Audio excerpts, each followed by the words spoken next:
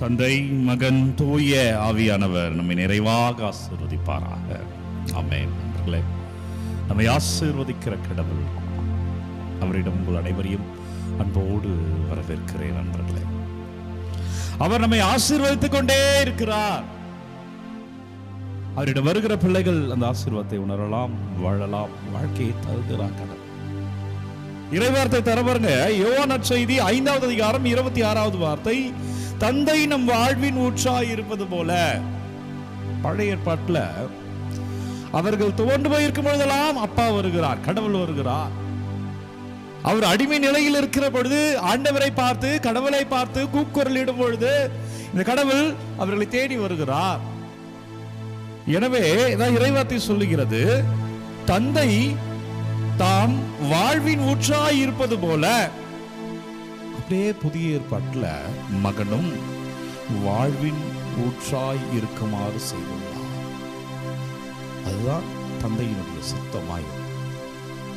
இந்த இயேசுவை, இந்த கடவுளை அவர் வெளிப்படுத்தியிருக்கிற இந்த ஆசீர்வாதமான வாழ்க்கை நமது வாழ்வினுடைய ஊற்று, நமது ஆசீர்வாதம் இவர், நமது வல்லமை இந்த கடவுள், நமது ஆசீர்வாதம் இவர். எனவே அந்த ஆசீர்வாதத்தை உணர்கிற பொழுது நம் வாழ்வில் எல்லாவற்றையும் கடந்து நிற்கலாம், நம்ம வாழ்வை அனைத்தையும் தாண்டி செல்லலாம். எனவே உடைந்து போகாதே.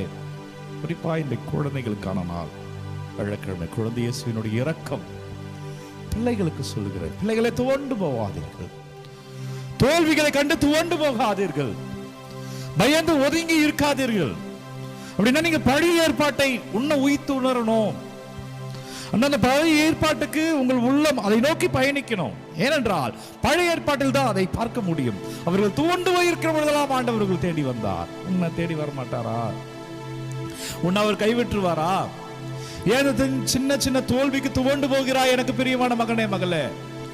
ஏன் சின்ன சின்ன வழிகளால் இதுதான் வாழ்க்கையோ, வாழ்க்கை இப்படியே முடிஞ்சிடுமோ, ஏன் அச்சம் கொள்கிறாய்? அன்றைக்கு பழைய ஏற்பாட்டிலே மீட்ட கடவுள், அன்றைக்கு தாவீது தவறுதான் செய்தார், ஆனால் தாவீது ஆண்டவரிடம் மன்னிப்பு கேட்கிற பொழுது அவரை மன்னித்த கடவுள் உன்னை மன்னிக்க மாட்டாரா? உன்னை ஆசீர்வதிக்க மாட்டாரா? வா, அவர்கிட்ட ஒப்பு கொடுத்து ஜெபிப்போம். இதுதான் நம்ம ஆசீர்வாதம். நன்றி அப்பா. ஆண்டவரே துதிக்கிறோம், ஆண்டவரே நன்றி செலுத்துகிறோம் ராஜா. ஒவ்வொரு பிள்ளைகளுக்காக துதிக்கிறேன். குறிப்பா இந்த வெள்ளிக்கிழமை குழந்தைகளுக்கான நாள், குழந்தைகளை எல்லாம் அர்ப்பணித்து துதிக்கிறோம் அப்பா. துதிங்க, உங்க பிள்ளைகளுக்காக ஆண்டவருக்கு நன்றி செலுத்துங்க. ஆண்டவரே ஆராதிக்கிறேன்னு சொல்லுங்க அப்பா. நமக்கு நன்றி செலுத்துகிற ராஜான்னு சொல்லுங்க. ஆண்டவரே உங்களுடைய பிள்ளைகள் நாங்கள், எங்களை இந்நாள் மட்டுமாய் பராமரித்துக் கொண்டிருக்கிறேன், நன்றி அப்பான்னு சொல்லுங்க. நண்பர்களே, ஆசீர்வாதமாய் ஆசீர்வாதமாய் வாழ்வீர்கள் பிரியமான இறை உறவுகளை. இன்றைக்கு ஆண்டவர் நம்முடைய ஆசீர்வாதங்க, அதை உணரணும். குறிப்பா நம்ம பிள்ளைகளுக்கு நம்ம உணர்த்தணும்.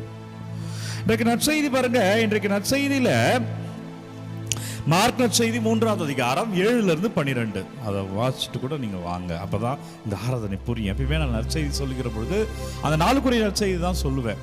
காஸ்பல் டைரி இருந்தா, நற்செய்தி டைரி இருந்தா அதை எடுத்து அந்த நற்செய்தியை படிச்சுட்டு அதை பாஸ் பண்ணிட்டு அதை படிச்சுட்டு தொடர்ந்து வந்தீங்கன்னா அப்படி இந்த பிளஸிங்கை நான் எதை பத்தி பேசுறேன், ஆண்டவர் என்ன வெளிப்பாடு தருகிறா, என்ன ஆசீர்வாத வார்த்தையை தருகிறார் என்பது புரியும். எனவே இந்த நற்செய்தியின் அடிப்படையில் பார்க்கிற பொழுது யோவான் செய்தியாளர் எப்படி முடிக்கிறார்? நான் யோவான் செய்தி கடைசி வசனம், யோவான் செய்தி 21வது அதிகாரம் 25வது வார்த்தை, இயேசு செய்தவை இன்னும் பல உண்டு. நான் இன்னைக்கு நற்செய்தி பற்றி பேசல, யோவான் நற்செய்தியோட கடைசி வசனம், இயேசு செய்தவை இன்னும் பலவும் உண்டு, அவற்றை ஒவ்வொன்றாக எழுதினால் எழுதப்படும் நூல்களை உலகமே கொள்ளாது. அப்படின்னா நம்ம பைபிள்ல படிக்கிறது மட்டும் இல்ல, 4 நற்செய்தி சொல்லிருக்கேன் ஏற்கனவே, மத்தேயு, மார்க்கு, லூக்கா, யோவான். இந்த 4 நற்செய்தியில இயேசுவினுடைய வாழ்க்கை வரலாறு இருக்கும். அவர் எப்படி வந்தா, என்ன செய்தார், அந்த மட்டும் அல்ல, இன்னும் பல உண்டு. அதெல்லாம் அந்த பைபிள்ல எழுதல. அதில் எழுதியிருந்தால் அவர் அது எழுதிய நூல்கள் இந்த உலகமே கொள்ளாது, அவ்வளோ செய்திருக்கிறாராம். அதுக்கு சான்றுதான் இன்றைக்கு நற்செய்தி, மார்க் நற்செய்தி 3:7-12. என்னன்னா பலர் அவரை தேடி வராங்க. இயேசு நம்ம நினைக்கிற மாதிரி பைபிள்ல வைத்து வந்திருக்கிற ஒரு சிலரை பேரை அங்கு குறிப்பிடப்பட்டிருக்கிற மாதிரி மட்டும் குணமாக்கல, பலரை அவர் குணமாக்கி இருக்கிறார். பல நோயாளிகள் அவரை தேடி வந்திருக்கிறார்கள், பல பேய் பிடித்தவர்களை தேடி வந்திருக்கிறார்கள், அவர்கள் எல்லாரையும் குணமாக்கி இருக்கிறார். என் கேள்வியெல்லாம் ஒன்னே ஒண்ணுதான், புதிய ஏற்பாட்டில் அவ்வளோ பெரிய சுகமாக்கிய கடவுள் உன்னையும் என்னையும் சுகமாக்க மாட்டேன்னு சொல்றாரா? உன்னையும் என்னையும் ஆசீர்வதிக்க மாட்டேன்னு சொல்றாரா? உன்னையும் என்னையும் நான் விட்டு விடுறேன், நீ என்கிட்ட வராதன்னு சொல்லி இருக்கிறாரா? அப்ப ஏன் நம்ம துவண்டு போயிருக்கிறோம்? இல்ல ஐயா விட்ட வராம இருக்கிறோம்? அப்ப ஏன் நம்ம அவர்கிட்ட ஜெபிக்காமல் இருக்கிறோம்? அவர்கிட்ட ஏன் இன்னும் ஜெபமாலையை ஒப்பு கொடுத்து அம்மா வாங்கம்மா எவ்வளவு சேர்ந்து ஜெபிங்கம்மா என்று ஜெபிக்காமல் இருக்கிறோம்? இந்த குழந்தை இயேசுவின் நாள் அவருடைய இரக்கத்தை ஏன் நாம் கேட்காம இருக்கிறோம்? இயேசு வாழ்க்கையில செயல்களில் முக்கியமானது என்னன்னா, அவர் எங்கு சென்றாலும் வல்ல செயல்கள் செய்தார். இப்ப நமக்கு ஒரு திறமை இருக்குன்னா எப்படி நம்ம வெளிக்காட்டுவோம்? அதை ஏன் வெளிக்காட்டுவோம்?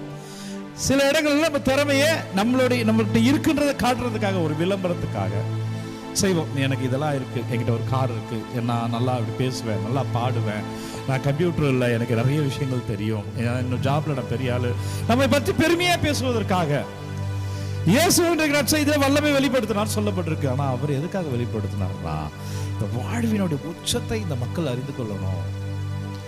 இந்த உடைந்து இருக்கிற, ஓரங்கட்டுப்பட்டு இருக்கிற அல்லது நோயாளிகளாக இருக்கிற, இன்றைக்கு இருக்கிற மாதிரி நிலைமை இல்லைங்க. இன்றைக்கு நோயாளிகள்னா நோயாளிகளை தான் பார்ப்பாங்க. அன்னைக்கு எப்படி பார்த்தாங்கன்னா, நோயாளிகளை பாவிகளா பார்த்தாங்க. இவங்க ஏதோ பாவம் பண்ணிட்டாங்க, அதனாலதான் ஆண்டவர் இந்த நோயை கொடுத்துட்டான்னு பார்த்தாங்க. அப்போ உடல் நோய்பட்டவர்கள் மன ரீதியா பிரச்சனையில இருந்தாங்க. அப்ப இயேசு அவர்களுக்கு வாழ்க்கையை தருகிறார். தன் வல்ல செயல்கள் மூலமாய், அவர்கள் சுகத்தை தருவதன் மூலமாய், தன் வல்லமையினால் சுகத்தை தருவதன் மூலமாய் அவர்கள் வாழ்க்கையை பெறுகிறார்கள். வாழ்க்கை இழந்திருக்கிறீங்களா? துவண்டு போயிருக்கீங்களா? அவர் தருகிறார். அவர்கிட்ட வாங்க, ஜெபிப்போம். இவர்தான் நம் வாழ்வின் ஆசீர்வாதம். நன்றி அப்பா, வல்லவரே நன்றி, நல்லவரே நன்றி. ஆண்டவரை ஒப்பு கொடுக்கிறேன். பிள்ளைகள் ஒவ்வொருவரும் தொடப்படுவார்களாக, ஆண்டவர் ஒவ்வொரு அபிஷேகத்தில் இருப்பார்களாக. குறிப்பா இன்றைக்கு குழந்தைகளுக்கான நாள்.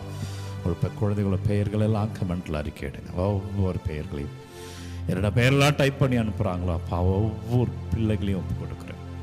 அவர்கள் பெயர்களை அப்பா இதோ இந்த ஆராதனையில் சமர்ப்பிக்கிறேன் ராஜா. பிள்ளைகள் ஞானத்தோடு, பிள்ளைகள் இறை ஆற்றலோடு, பிள்ளைகள் இறை கிருபையிலே வாழ்வார்களாக. அந்த வல்லமை பிள்ளைகள் அறுவடை செய்வார்களாக. ஆசீர்வாதமாக பிள்ளைகள் இருப்பார்கள். கமெண்ட்ல அனுப்புற ஒரு விண்ணப்பங்கள் உங்க பாதத்தில் வைக்கிறேன். வல்லமையான இறைவன் உங்களை ஆசீர்வதிக்கிறார்.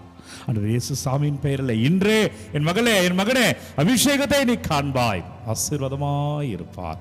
வல்லமையான இறைவனுடைய ஆசீர்வாதத்தை பெற தலைவணங்கி ஜெபிப்போம். எல்லாம் வல்ல இறைவன் நம்மை தந்தை, மகன், தூய ஆவியார் நம்மை நிறைவாக ஆசீர்வதிப்பாராக. இந்த நாளும் இனிய நாளே. அன்பர்களே, ஒவ்வொரு நாளும் விடியற் காலை 3 மணிக்கு இந்த ஆராதனை வழங்கி கொண்டிருக்கிறோம். யாருக்கு தேவை நினைக்கிறீங்களோ பகிர்ந்து கொள்ளுங்க. ஒரு விண்ணப்பங்களை கமெண்ட்ல அனுப்புங்க. உங்களுக்காக நான் தொடர்ந்து ஜெபிக்கிறேன். இவர்தான் நம்ம ஆசீர்வாதம். ஜெபித்திருங்க, இப்பவே ஜெபிங்க, வாழ்வீர்கள். Take care.